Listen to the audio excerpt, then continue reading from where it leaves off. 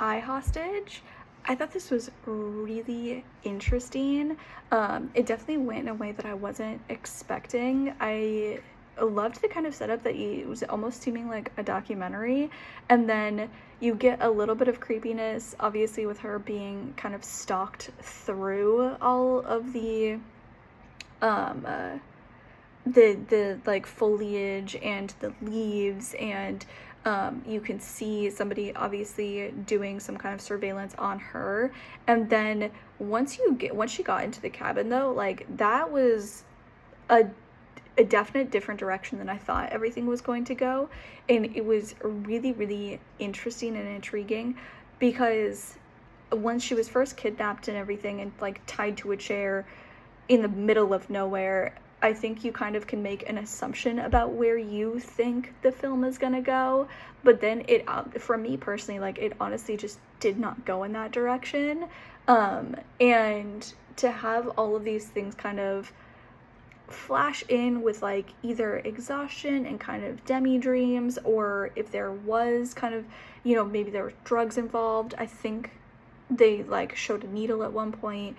So whatever kind of lucidity or, haziness or altered reality kind of flashed in the kind of in between, and then when it's finally revealed that like she is her own hostage, I thought was so intriguing, especially because she started the beginning of the film saying that like when she quit her corporate job, it was the best decision, which I think is a way that you can feel held hostage in your own life if you're at an unfulfilling job. So I feel like this kind of just took that idea and really expanded on it, and like really kind of leaned into that concept. And then the amount of freedom and love that she had at the end, I thought was really intriguing. But yeah, definitely not where I saw the film going, which was really fun because it wasn't something that I had like predicted, and I could have never predicted that it went the way that it did. So I really enjoyed it. We see someone in the wilderness take a fall and wake up in a place they are unfamiliar with. We see this woman, go through this terrifying moment of finding themselves, trapped in a situation that they might not necessarily get out of. It's horrifying, it's sexualized, these elements of horror that exist for the feminine presence in today's society. I think, we really see that existing in this piece.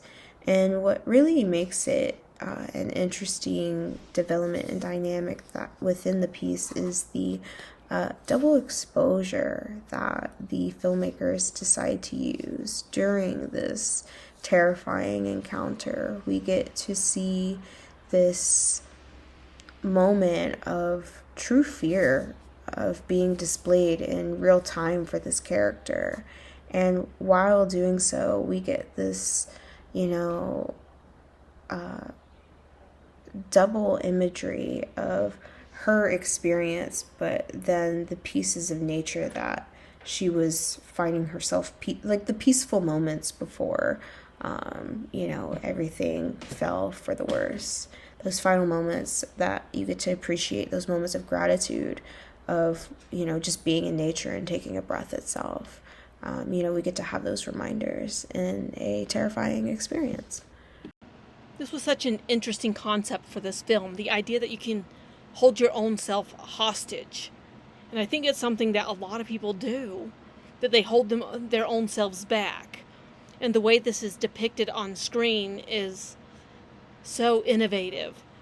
It's something that you don't suspect, because at first you're thinking, okay, it's a trope of why women shouldn't hike alone, why women shouldn't go out into nature alone.